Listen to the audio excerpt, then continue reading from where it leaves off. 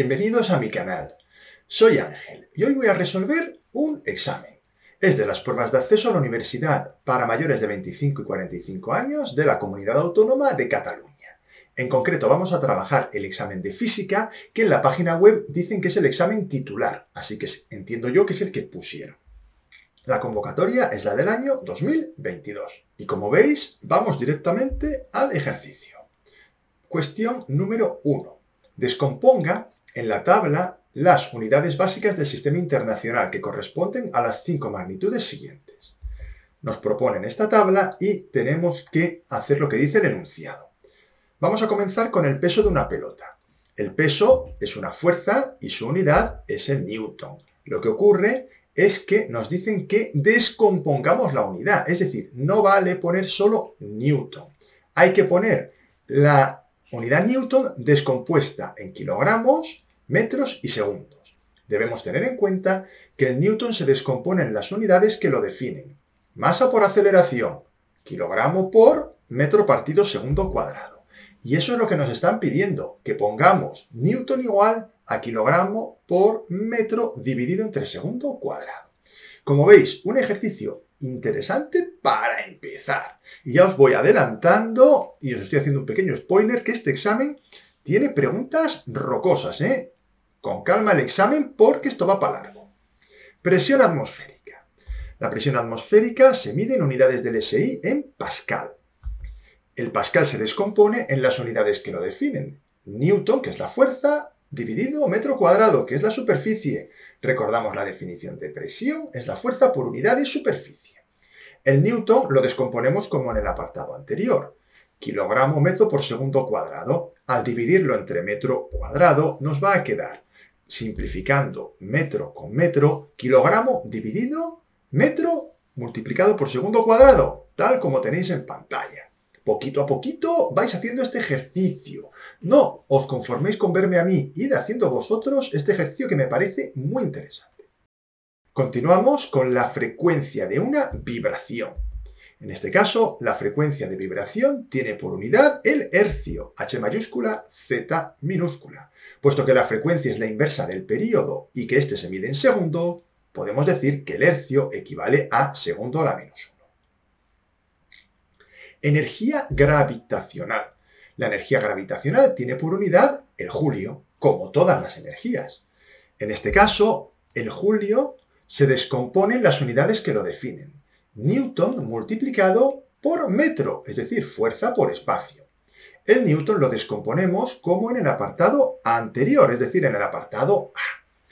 Este ejercicio también lo podíamos haber hecho mediante el uso de alguna otra fórmula que nos proporcionara la energía, como la energía cinética o la energía potencial. Podríamos haber utilizado que la energía cinética es un medio por la masa por la velocidad al cuadrado y haber obtenido de ahí las soluciones. O también masa por gravedad por altura, lógicamente, y ahí también podríamos haber obtenido las unidades fácilmente. En este caso, yo he preferido hacerlo como veis en pantalla y me queda la unidad equivalente al julio, kilogramo metro cuadrado partido segundo cuadrado. Ahí lo tenemos escrito. Potencia de un motor nos queda. Lo vamos a hacer ahora mismo después de haber hecho la energía gravitacional. La potencia tiene por unidad el vatio. El vatio se descompone en las unidades que lo definen. Julio, energía, dividido por segundo tiempo. El newton lo descomponemos como en el apartado A. Y como hemos hecho en otros apartados. La verdad es que el newton ha salido en casi todos, excepto en la frecuencia de una vibración. La potencia es la energía partido el tiempo. La energía la hemos obtenido en el apartado anterior, me refiero a sus unidades, que son kilogramo metro cuadrado partido segundo cuadrado. Y eso lo dividimos entre el segundo, quedándonos claramente la unidad final un poco tocha, y por eso se llama vatio, para no tener que decir kilogramo metro cuadrado dividido segundo al cubo. El ejercicio dice lo siguiente. Una hormiga de 6 miligramos está situada sobre la cabeza de una persona a una altura de 2 metros respecto del suelo. Responde a las siguientes preguntas y justifique la respuesta. Apartado A. ¿La Tierra atrae a la hormiga? ¿Y la hormiga atrae a la Tierra? Sí, pone ahí. La atracción gravitatoria tiene efecto entre todos los cuerpos que tienen masa. ¿De acuerdo? Es decir, la Tierra tiene masa, la hormiga tiene masa y por lo tanto se atraen ambos simultáneamente. La Tierra atrae a la hormiga y la hormiga atrae a la Tierra. El valor de la fuerza de atracción lo establece la ley de gravitación universal de Newton. Ahí la tenéis y como veis participan ambas masas y esa es la fuerza con la que los dos cuerpos se atraen mutuamente. Lógicamente, pensad que vosotros también estáis atrayendo a la Tierra simultáneamente. La Tierra os atrae a vosotros, lógicamente. Apartado B. Si la hormiga estuviera situada a una altura de 1000 kilómetros en una nave espacial, ¿se calcularía de la misma manera la atracción de la Tierra? En este caso, no. En pequeñas alturas podemos utilizar la aproximación masa por gravedad. Para grandes distancias, como son 1000 kilómetros, utilizamos la ley de gravitación universal.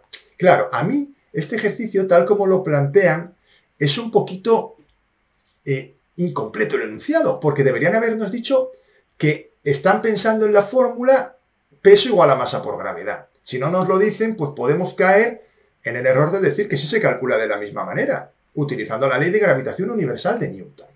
La ley de la gravitación universal de Newton se puede utilizar siempre para calcular el peso, es decir, la fuerza con la que la Tierra, por ejemplo, en este caso, atrae un cuerpo. Cuando estamos sobre la superficie terrestre o a una altura muy reducida en comparación con el radio de la Tierra, podemos utilizar tranquilamente la aproximación peso igual a masa por gravedad, siendo la gravedad 9,8. Bien, pero realmente la pregunta no me ha gustado cómo está enfocada. En el solucionario lo pone así, y en efecto, es verdad. A alturas pequeñitas podemos utilizar peso igual a masa por gravedad, suponiendo la gravedad 9,8 metros por segundo cuadrado. Si la altura del cuerpo atraído por el planeta ya es bastante mayor, es decir, ya tiene un valor no comparable al radio de la Tierra, pero que ya es una fracción de él importante, tenemos que utilizar la ley de gravitación universal de Newton si queremos mayor precisión. Apartado C. Si la persona se sacude la hormiga, esta caerá por la atracción de la Tierra. ¿Por qué no cae la Tierra por la atracción de la hormiga? Y nos dan como dato ahí la masa de la Tierra, 5,98 por 10 a la 24, como que hubiera que hacer algún cálculo. Realmente, en este caso, se puede contestar la pregunta sin hacer cálculos, ¿vale? Vamos a comentarla. La aceleración de una masa depende de su valor. La hormiga tiene poca masa, por ello, la aceleración que sufre es alta. Tened en cuenta la fórmula. La caída de la hormiga tendrá una aceleración fuerza partido la masa, es decir, su peso partido la masa, es decir, la gravedad. En el caso de la Tierra, cuando es atraída por la hormiga, la aceleración es el peso, o sea, la fuerza que la Tierra hace sobre la hormiga y la hormiga sobre la Tierra, dividido la masa del planeta. Claramente, la masa del planeta es mucho más grande que la de la hormiga. Por lo tanto, lo que está ocurriendo aquí es lo siguiente. La Tierra atrae a la hormiga y la hormiga sufre mucha aceleración. La hormiga atrae a la Tierra con la misma fuerza, pero pensad que esa fuerza en comparación con la masa de la Tierra es muy pequeñita. Claro, la masa de la hormiga es mucho menor que la de la Tierra y por eso ella sí sufre una aceleración, pero la Tierra ni se entera, lógicamente. Y ahí, incluso en el solucionario, porque lo he cogido de ahí, nos dice que si hacemos el cálculo numérico, será aproximadamente la aceleración que sufre la Tierra 10 elevado a 30 veces más pequeña. O sea, imaginaos, una burrada, un 1 y 30 ceros. Y por lo tanto, como dice ahí, es imperceptible. Y como pone al final, remarcamos todavía más, esto es debido a que la masa de la Tierra es mucho mayor. Y al igual que habla de la hormiga, podría haber hablado de una persona. Esta pregunta es muy típica para hacer caer a la gente en el hecho de que la fuerza de atracción, y eso está haciendo hincapié todo el problema, es mutua. La fuerza de atracción es entre dos masas. Cuestión 3, y pone ahí, aviso, ejercicio tocho. Y es el primero de los que vamos a ver tocho. No es que lo que hayamos visto hasta ahora sea fácil, porque como veis ya llevamos 10 minutos de vídeo y solo he hecho 2 ejercicios. Sino que este es tocho, aviso, con mucha calma, lápiz y papel y poquito a poquito. Y si os sale uno así tan difícil en el examen, como tenéis opción de no elegirlo, yo me lo saltaría. Aquí la historia es que hay que trabajar con muchas letras, ya que no nos dan datos numéricos concretos. Vais a verlo. Un cuerpo de masa m1 y velocidad v1 choca con otro cuerpo de masa m2 igual a 2m1, que tiene una velocidad de igual módulo y dirección que el primero. En la colisión no se emite sonido ni calor, y los cuerpos resultantes no sufren ningún tipo de deformación. Estamos ante una colisión ideal, obviamente. En la vida real no ocurre eso. Vamos con el primero de los múltiples apartados que tiene este ejercicio. Apartado A. Se trata de un choque elástico o inelástico. ¿Por qué? ¿Magnitudes que se conservan en el choque? Bueno, vamos a ver todo lo que nos preguntan aquí, que es un apartado, pero tiene 3 preguntas. No, realmente son 2, porque el por qué va incluido en la primera. Choque elástico. Vamos a ver. En un choque elástico se conserva la energía cinética y la cantidad de movimiento. Y en este caso, aunque la masa de cada cuerpo también se conserva, no valoramos esta respuesta por obvia. Entonces, lo que vamos a decir es lo siguiente, que el choque es, como he dicho antes, elástico, ya que se conserva la energía cinética y la cantidad de movimiento. No vamos a permitir decir que la masa es una de las magnitudes que se conserva. ¿Lo tenemos claro? Entonces, lo digo porque ha quedado así un poco, o lo estoy diciendo y no me ha quedado claro ni a mí. ¿Se trata de un choque elástico o inelástico? Se trata de un choque elástico. ¿Por qué? Porque se conserva la energía cinética y la cantidad de movimiento. ¿Qué magnitudes se conservan en el choque? Pues la energía cinética o la cantidad de movimiento. O I, la cantidad más que O, ¿vale? No vale como respuesta decir que se conserva la masa, no se va a puntuar. Y en el solucionario pone además que si el alumno responde que se conserva la energía, en general, considerar también positivamente, ya que no hay otra energía que varíe. Es decir, si vosotros decís que se conserva la energía, será una magnitud adecuada, en vez de decir que se conserva la energía cinética. Apartado B.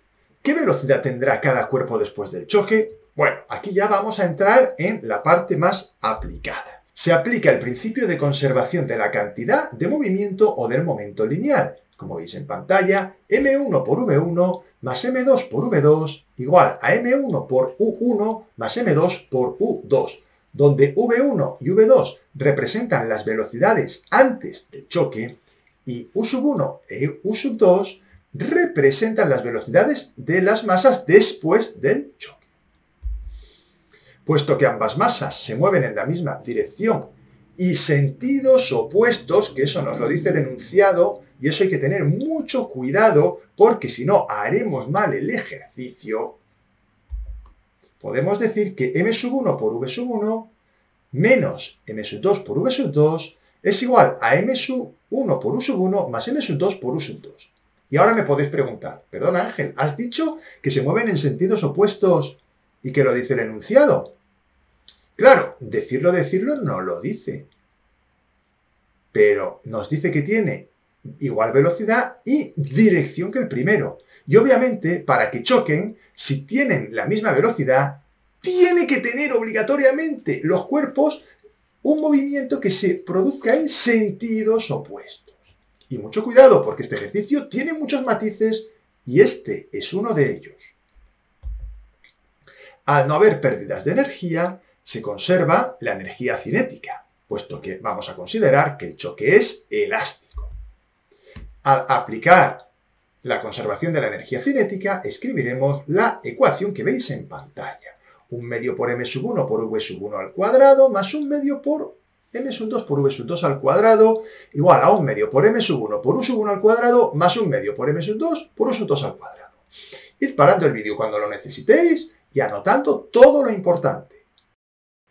Seguimos con este tocho apartado, porque realmente este es el apartado tocho de esta cuestión, ¿eh?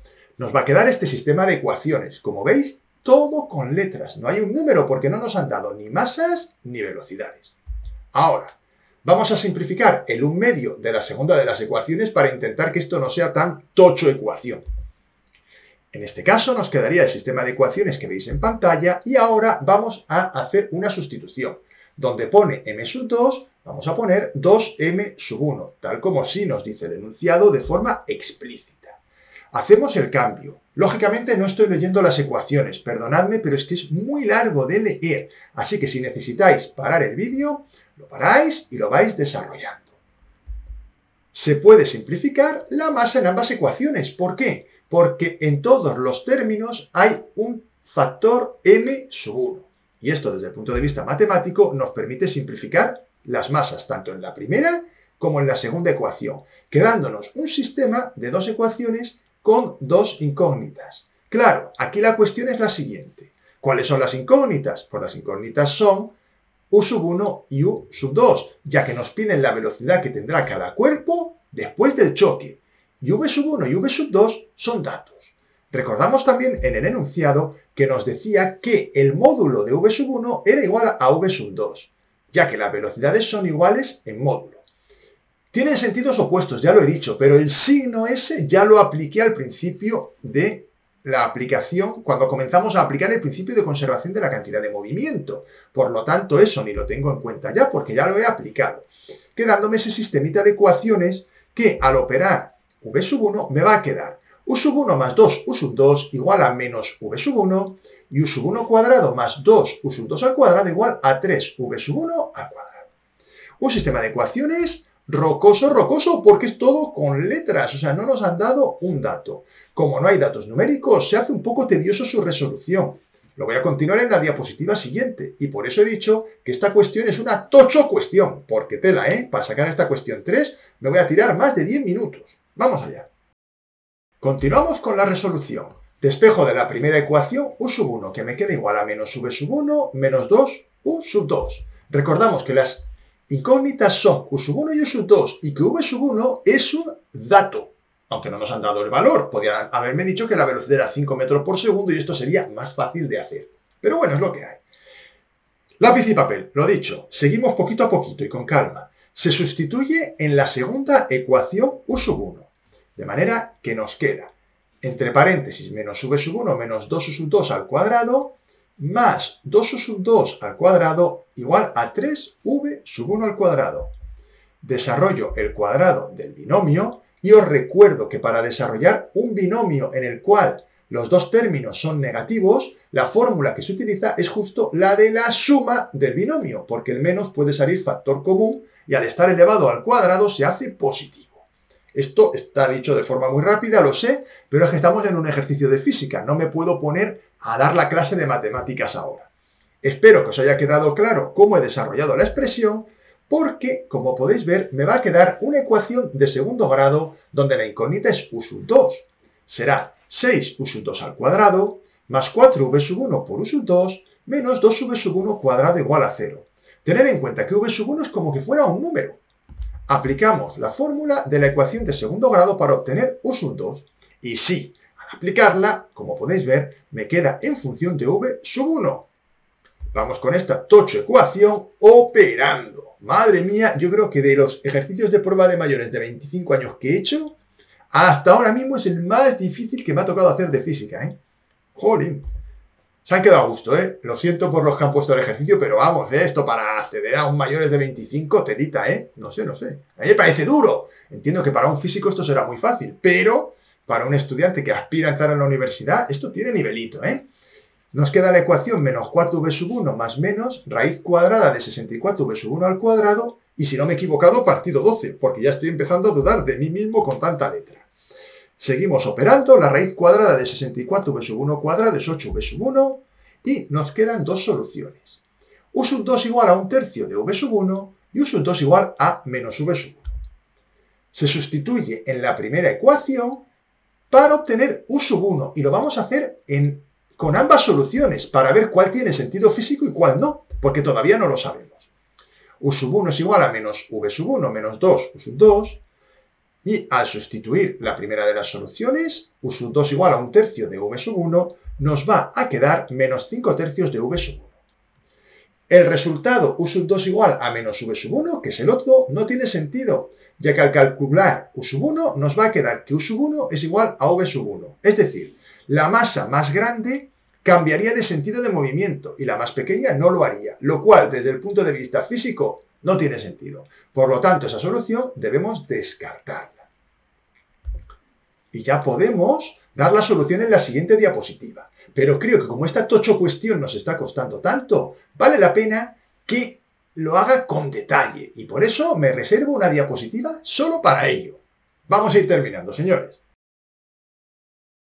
Voy a dar la solución y a hacer un esquema del problema, antes del choque y después del choque, para que puedas entender mejor la solución obtenida, pues al no haber datos concretos entiendo que se hace complicado comprender en profundidad la solución obtenida.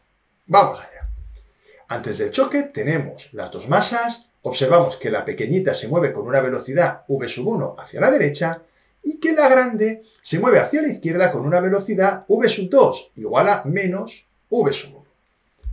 Después del choque podemos ver que la pequeña rebota con una velocidad menos 5 tercios v1 y la grande rebota también con una velocidad 1 tercio de v1. Como veis, tiene su lógica. La pequeña gana velocidad, la grande la pierde y además, en este caso, han rebotado. Y ya doy la solución tal como tenéis en pantalla. El objeto 1 de menor masa se mueve después del choque con una velocidad de 5 tercios v1 en el sentido opuesto al inicial. Mayor velocidad que la inicial que tenía, porque 5 tercios es un número mayor que 1. Y el objeto 2, de mayor masa, cambia de sentido y se mueve con una velocidad 1 tercio de v1. Menor velocidad de la que tenía al inicio. Como veis, esta tocho cuestión es complicada. He tratado de explicarla con el máximo detalle que he podido. Y aún así, sé que es complicado entenderla en profundidad.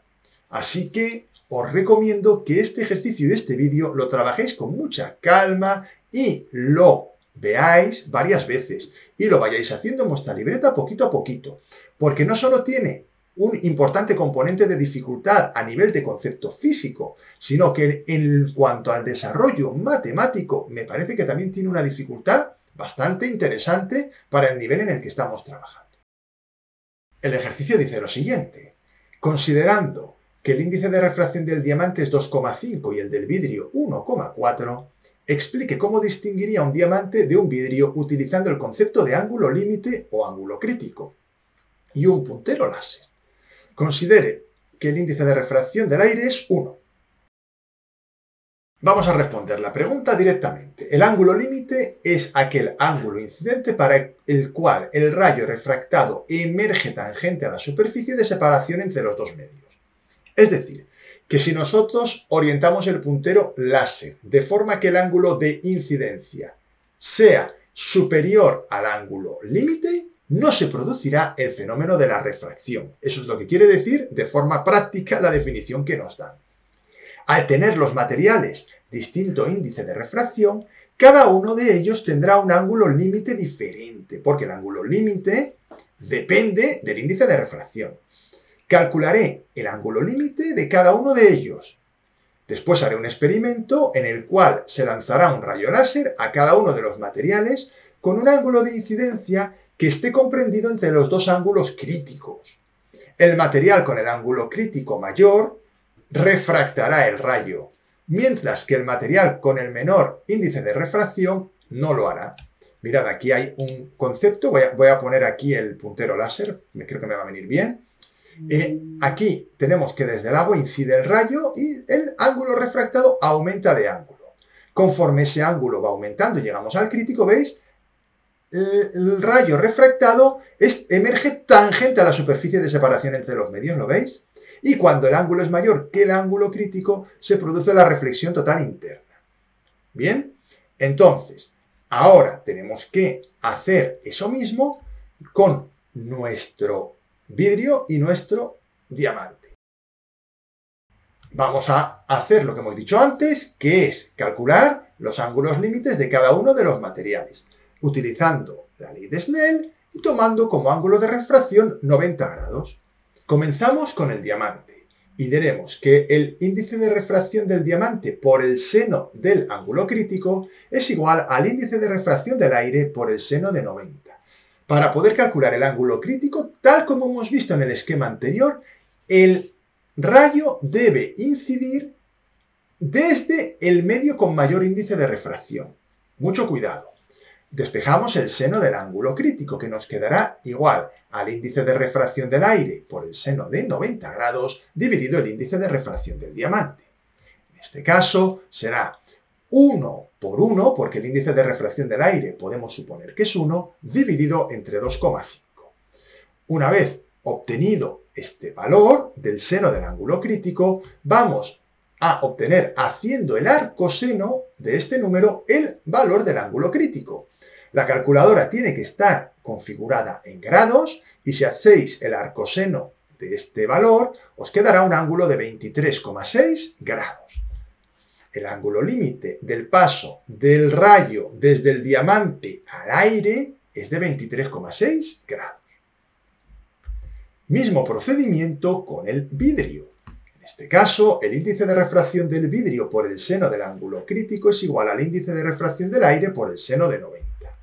Despejamos de igual forma que hemos hecho en el caso del diamante el seno del ángulo crítico, que será igual al índice de refracción del aire por el seno de 90 dividido el índice de refracción del vidrio.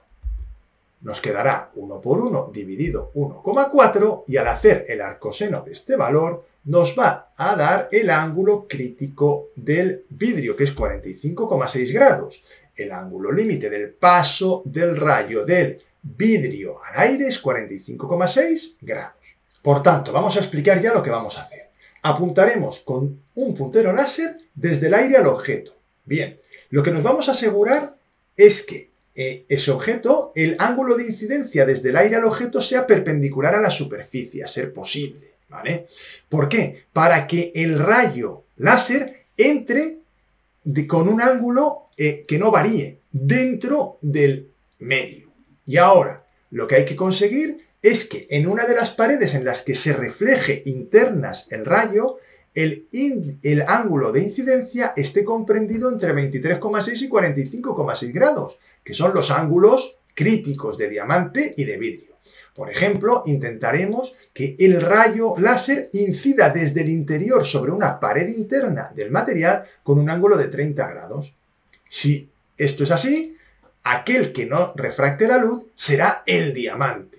¿Por qué? Pues porque el diamante tiene un ángulo crítico más pequeño. Y eso es importante. Si el diamante tiene un ángulo crítico más pequeño y el ángulo de incidencia es de 30 grados, por ejemplo, y el crítico del diamante 23,6, lo que va a pasar es que no va a refractar la luz, mientras que el vidrio sí lo hará. Y aquí está la clave del ejercicio. Un ejercicio, como veis, también muy interesante y con cierto grado de complejidad.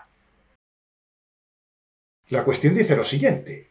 Un protón entra en una región del espacio donde hay un campo magnético uniforme V igual a 0,1 Tesla. Si al entrar su velocidad es V igual a 10 a la 6 metros por segundo, perpendicular a la dirección del campo, calcule el radio de la trayectoria circular que describe el protón. Bueno, esta cuestión de electromagnetismo es bastante típica. Nos dan como datos la carga del protón y la masa del protón, en coulombios y kilogramos respectivamente. Importantísimo. La ley de Lorentz. Según la ley de Lorentz, una carga en movimiento que entra en una zona en la cual hay un campo magnético sufre una fuerza perpendicular a la velocidad y al campo magnético. Aquí, encima de mí, tenéis las fórmulas, tanto expresada la forma vectorial de la ley de Lorentz, fuerza magnética igual a carga por el producto vectorial de velocidad y campo magnético, como la forma escalar. El módulo de la fuerza magnética es el valor absoluto de la carga por el módulo de la velocidad, por el módulo del campo magnético, por el seno del ángulo que forman velocidad y campo magnético. El esquema creo que me parece que es de lo más oportuno, ya que, como veis, la fuerza es central, porque al ser el campo magnético, por ejemplo, en este caso en el dibujo tenemos saliente perpendicular a la velocidad, la fuerza siempre va a ser hacia el centro de una trayectoria circular. Claro, aquí vamos a poder decir lo siguiente. La fuerza será máxima si la velocidad y el campo magnético son perpendiculares y el módulo de dicha fuerza será Q en valor absoluto por V por B, ya que el seno de 90 tiene un valor de 1. Al ser la fuerza perpendicular a velocidad y campo magnético, estará dirigida hacia el centro, como he comentado, lo cual provocará un movimiento circular uniforme. Continuamos con el ejercicio. Se aplica el segundo principio de la dinámica de Newton y podemos decir que la fuerza magnética Q por V por B es igual a la masa por la aceleración normal, ya que el movimiento es circular uniforme y la única fuerza que hay es la magnética. Se expresa la aceleración normal en función del radio, como velocidad al cuadrado partido el radio, de manera que me queda la ecuación valor absoluto de la carga por la velocidad por el campo magnético igual a masa por velocidad al cuadrado partido el radio. Se despeja el radio y sustituimos, tal como veis en pantalla. Radio igual a masa por velocidad partido valor absoluto de la carga por el módulo del campo magnético. Observad que he simplificado la velocidad, aquí. Aquí tenía v cuadrado y v y he simplificado v cuadrado con v, ¿vale? Sustituyo y opero. 1,67 por 10 a la menos 27 por la velocidad, que es 10 elevado a 6 metros por segundo, dividido el valor absoluto de 1,6 por 10 a la menos 19 por 0,1. Me da un resultado de 0,1 metro. Pues nada, el radio de la trayectoria circular es de 0,1 metro, o podemos decir también, si nos gusta más, 10 centímetros. La cuestión dice lo siguiente. Una corriente alterna con una tensión eficaz de 25 voltios proporciona a una resistencia eléctrica una potencia de 100 vatios. Apartado A. ¿Qué intensidad eficaz circula por la resistencia? La intensidad eficaz se calcula con la potencia y la tensión eficaz, con la fórmula que tenéis en pantalla. Potencia es igual al producto de la intensidad eficaz por la tensión eficaz. Estamos ante un ejercicio en el cual se trabaja con corriente alterna. Mucho cuidado, esto no es igual que la corriente continua. Se habla siempre de intensidades eficaces y voltajes eficaces. Despejamos la intensidad eficaz como la potencia partido el voltaje eficaz igual a 4 amperios. Pero si os fijáis, a pesar de todo, la forma de trabajar es igual de sencilla. Saberse la fórmula y despejarla. Recuadramos la solución. La intensidad eficaz que circula por la resistencia es de 4 amperios. Apartado B. ¿Cuánta energía se ha proporcionado a la resistencia al cabo de 30 minutos? Exprese el resultado en unidades del sistema internacional y en kilovatios hora. La energía se obtiene multiplicando la potencia por el tiempo en las unidades correspondientes. En unidades del sistema internacional, la potencia se expresa en vatios y el tiempo en segundos. En este caso, energía igual a potencia por tiempo, la potencia es 100 vatios y, como nos dice 30 minutos, tenemos que expresar los minutos en segundos, que son 1800. Si necesitáis hacer el factor de conversión, no dejéis de hacerlo. Yo en este caso he considerado que es algo bastante directo y no lo he hecho, pero quizá debería haberlo hecho. Bueno, en fin, perdonadme que no lo haya puesto, pero como veis el examen está siendo muy largo y ya estoy empezando a meter caña, ¿vale? Bueno, la energía, como tenéis ahí, es 180.000 julios. Por otro lado, en kilovatios hora lo que vamos a hacer es expresar la potencia en kilovatios y el tiempo en horas. De forma que diré que la potencia es 0,1 kilovatio, porque basta con dividir los 100 vatios entre 1000 y media hora, 30 minutos son media hora, pues 0,5 y me sale 0,05 kilovatios hora. De nuevo, como veis, me he saltado un par de factores de conversión elementales. Pero entiendo que si no sabéis cómo hacerlo, me lo preguntéis y yo, sin problema, os respondo. Pero realmente en este caso, para ir dándole velocidad al vídeo, he decidido no poner los factores de conversión, aunque lo estoy diciendo de viva voz, que es lo que habría que hacer. Damos el resultado final. La energía que se ha proporcionado a la resistencia en 30 minutos son 180.000 julios expresado en unidades del sistema internacional o 0,05 kilovatios hora expresado en las unidades kilovatio hora, que es en lo que se suele expresar la energía cuando nos mandan la factura de la luz, por ejemplo. El problema dice lo siguiente. Problema 1, tocho ejercicio. Eso es lo que dice. O sea, que tocho ejercicio significa que tiene tela, que va a ser largo. Así que paciencia de nuevo, lápiz y papel. Y como dije al principio de alguno de los ejercicios tochos que ya hemos hecho, si el vídeo hay que trabajarlo en varias sesiones, tomadlo con calma. Lo hacéis en 3, 4 o 5 sesiones. Pero estos ejercicios, tocho ejercicios, os recomiendo hacerlos varias veces, ya que son complicaditos. Se dispone de un bloque de masa M suspendido en el techo por dos cuerdas iguales a 2 metros y masa despreciable. Los puntos del techo de donde cuelgan las dos cuerdas están separados por 2 metros, tal como muestra el dibujo. Nos dicen que tomemos como dato la gravedad como 10 metros por segundo cuadrado. Apartado A. Se realiza un experimento con una única cuerda, de las mismas características que las anteriores. Se cuelga una masa M' y se observa que la cuerda se rompe si M' supera los 5 kilos. ¿Qué tensión puede aguantar la cuerda? Bien, vamos por este primer apartado, para el cual no necesitamos para nada el esquema que tenemos aquí arriba. Todavía no nos hace falta para nada, porque vamos a trabajar con una única cuerda para ver qué masa es capaz de soportar y sobre todo qué tensión soporta. Con una única cuerda el esquema sería el siguiente. Tenemos el peso y la tensión y vamos a ver cuánto peso o cuánta tensión, mejor dicho, soporta la cuerda. El peso es igual a la tensión de ruptura de la cuerda, por lo tanto, tensión igual a peso igual a masa por gravedad igual a 5 por 10, 50 newton. Vale. Primer apartado, fácil y sencillo, pero que nos puede despistar porque nos han dado un esquema y no ese es el esquema que hay que utilizar. La tensión que puede aguantar la cuerda es de 50 newton, es decir, esa tensión de ruptura. Continuamos con el siguiente apartado. Apartado B. Marque en el dibujo, ahora sí vamos a utilizar este dibujo que hay aquí arriba, las fuerzas que intervienen en el cuerpo de masa m y escriba las correspondientes ecuaciones de equilibrio descompuestas vectorialmente. En este caso tenemos el peso hacia abajo y tenemos dos tensiones, T1 y T2. Ese es el esquemita. Según el primer principio de la dinámica de Newton, la suma de las fuerzas sobre un cuerpo en equilibrio debe ser nula. Así que, vectorialmente, escribimos peso más tensión 1 más tensión 2 igual a 0 vector. Se expresan según sus componentes los tres vectores, es decir, vamos a descomponer en sus vectores, o sea, en sus componentes x e y, los vectores correspondientes. Mirad, la componente peso es hacia abajo, por lo tanto vamos a poner menos p, j. J representa el vector unitario del eje y. Mientras que la y latina, que veis ahí con una flechita, representa la componente x del vector. La tensión T1 será igual a T1 coseno de alfa por i más T1 por seno de alfa por j. Y aquí tenemos que utilizar la trigonometría. Muchísimo cuidado porque, claro, esto, si no estás acostumbrado a hacerlo, te puede costar. Y yo aquí he ido un poco rápido, lo reconozco. Tenemos que tener en cuenta que este ángulo alfa de aquí es igual a este ángulo alfa de aquí. No está marcado, pero os lo digo yo ahora viva voz.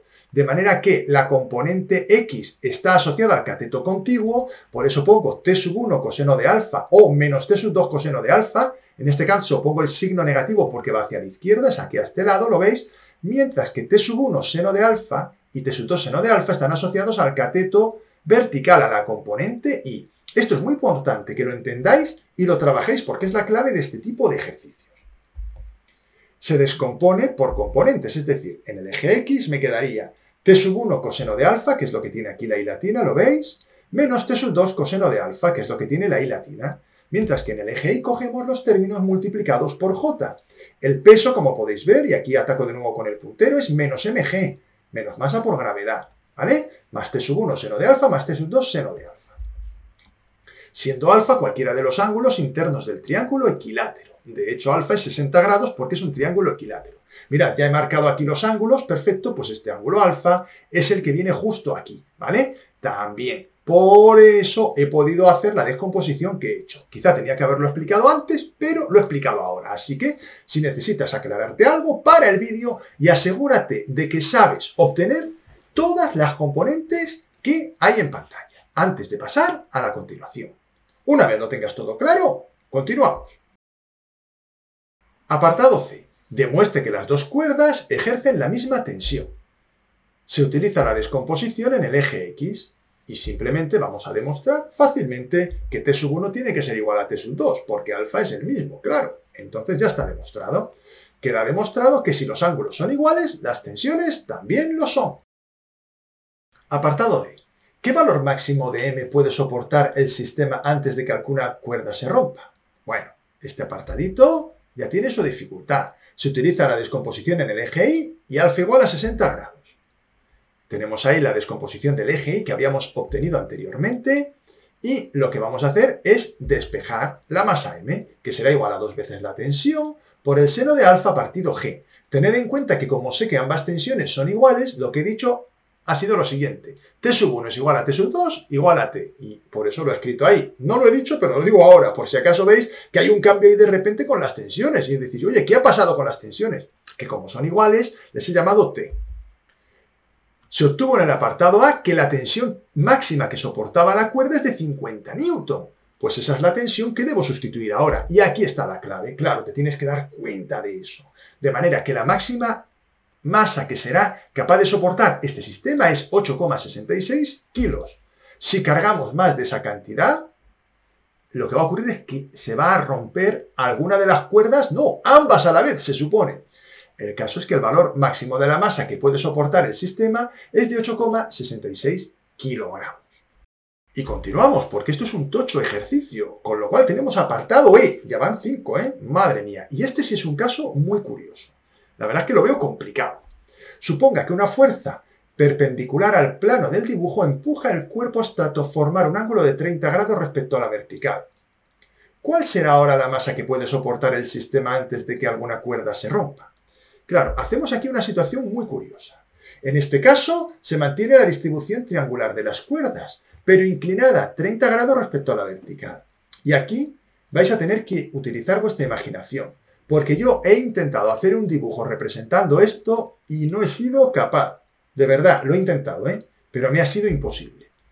Por simetría del problema, sabemos que las componentes del eje y de las dos tensiones son iguales, y la suma de estas componentes es igual a la componente y del peso.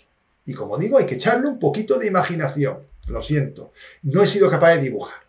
La ecuación quedaría menos mg seno de alfa más t seno de 60 grados más t seno de 60 grados, ya que sabemos que las tensiones son iguales, por eso no escribo t sub 1 y t sub 2.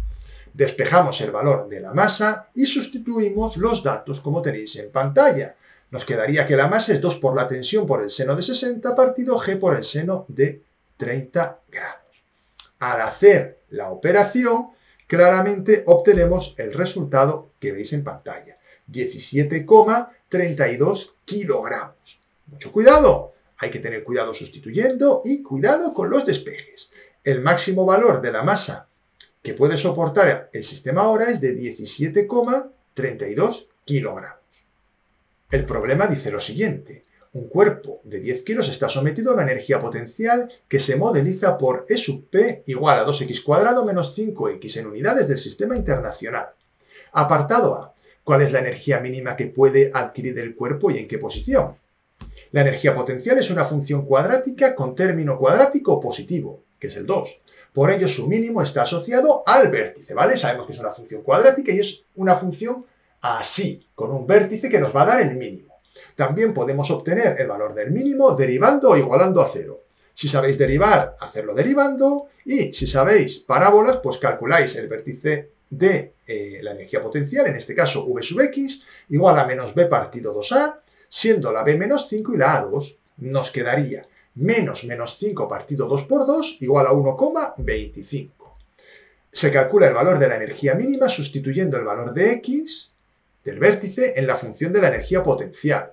Como que calculáramos el vértice de una parábola cuando representamos una función cuadrática en matemáticas.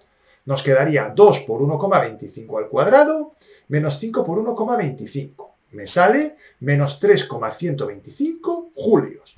Y esa es la energía mínima, menos 3,125 julios, y se alcanza cuando x es 1,25 metros. E insisto de nuevo, este ejercicio se puede hacer derivando. Deriváis la función, os quedaría 4x menos 5, igualáis a 0, despejáis x, os queda 1,25, demostráis mediante el criterio de la segunda derivada que es un mínimo, al hacer la segunda derivada os queda 4, como es mayor que 0 es un mínimo, y luego sustituís el 1,25 en la función y os saldrá menos 3,125 julios. Lo hagáis como lo hagáis, bien hecho está. Yo he hecho el método que me parece más fácil y el que requiere menos conocimiento matemático. Pero si tú sabes derivar, utiliza las derivadas. El apartado B dice lo siguiente. Realice un gráfico cualitativo de la energía potencial entre x igual a 0 y x igual a 2,5 metros e indique el mínimo, que ya os adelanto yo que es el vértice, claro. ¿Qué tipo de movimiento hará el cuerpo alrededor del mínimo si se suelta en un punto cualquiera? Para obtener este gráfico es conveniente dar valores alrededor del vértice, es decir, le damos a la función de energía potencial los valores x igual a 0, x igual a 1, x igual a 2 y x igual a 2,5, obteniendo los resultados que veis en pantalla. Hacedlo por vosotros, no me fastidiéis y no os copiéis solo los resultados. Id vosotros poco a poco haciéndolo, porque luego llegará el día del examen y si solo me veis, no es suficiente. tenéis vosotros que hacer los calculitos. Y ahora ahí tenéis la gráfica que queda. Coloco el vértice que lo había obtenido en el apartado anterior. Los puntos que acabo de obtener en la tabla de valores, fijaos, están ahí el 0, 0, el 1, menos 3, el 2, menos 2 y el 2,5, 0.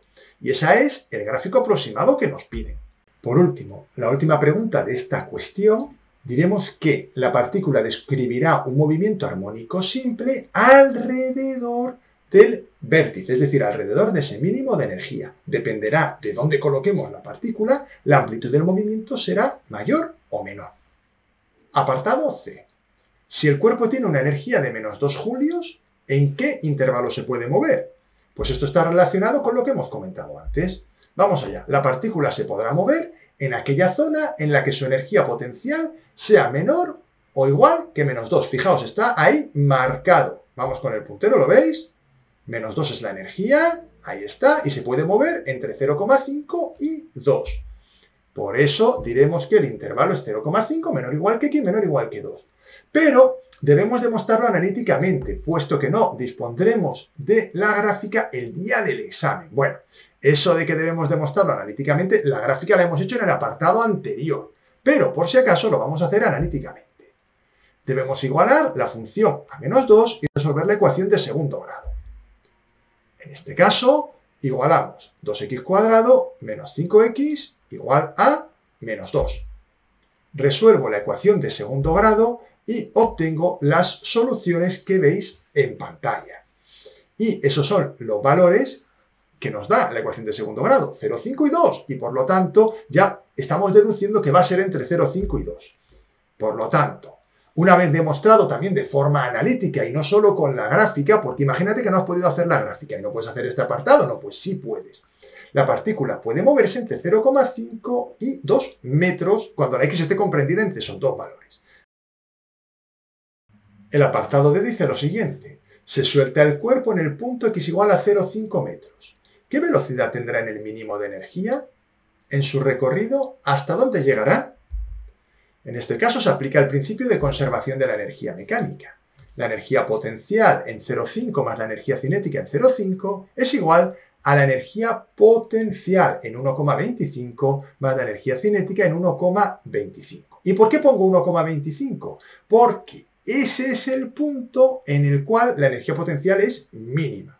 Y por lo tanto, en ese lugar, la energía cinética será máxima, ¿de acuerdo? Y el mínimo de energía en su recorrido, vamos a verlo ahora. La energía cinética inicial es nula y se sustituyen los datos de la energía potencial que ya son conocidos de apartados anteriores. Menos 2 en x igual a 0,5 metros y menos 3,125 en el mínimo de energía potencial. Despejamos la velocidad y nos queda que 1 medio por mv² es igual a 1,125. V es igual a la raíz cuadrada de 1,125 por 2 partido m, es decir, raíz cuadrada de 1,125 por 2 dividido 10, igual a 0,474 metros por segundo. Y esta es la velocidad que tendrá la partícula en el mínimo de energía potencial, porque ahí dice qué velocidad tendrá en el mínimo de energía, se entiende que es la potencial. Bueno, pues esa velocidad es 0,474 metros por segundo. En su recorrido llegará hasta x igual a 2 metros. Después retornará hasta x igual a 0,5 metros y así quedará oscilando para siempre, ya que no hay pérdidas de energía por rozamiento. Y con esto ya terminamos el ejercicio y el examen. Un examen que me parece, como comentaré ahora en la despedida, muy rocoso, que me ha costado mucho hacerlo y que supongo que tendrá por ahí algunos gazapos. Así que os animo a que los busquéis, los encontréis y me lo comentéis para que pueda corregir este vídeo. Todavía nos queda un apartado. Yo ya me estaba hasta despidiendo. Pues no, apartado E. Ahora se suelta de nuevo el cuerpo en el punto x igual a 0,5 metros. Pero cuando llega al punto de mínima energía, sufre una colisión inelástica con un cuerpo de 5 kilos que está en reposo. Como resultado de la colisión, ambos cuerpos quedan unidos. ¿Hasta qué punto llegará el cuerpo resultante? Suponga que el conjunto resultante también experimenta la misma energía potencial. Vamos a resolver este último apartado, que se nos está yendo el vídeo a la hora y esto ya me está cansando un poco, porque la verdad que es duro el vídeo, ¿eh? Al quedar unidos los cuerpos después del choque, podemos deducir que el choque es inelástico, y además lo dice el propio enunciado. En este tipo de choque se conserva el momento lineal, la cantidad de movimiento, pero no la energía. Escribiremos m1 por v1 más m2 por v2 igual a m1 más m2 por v, ya que al quedar unidos, las masas se suman y tienen una única velocidad.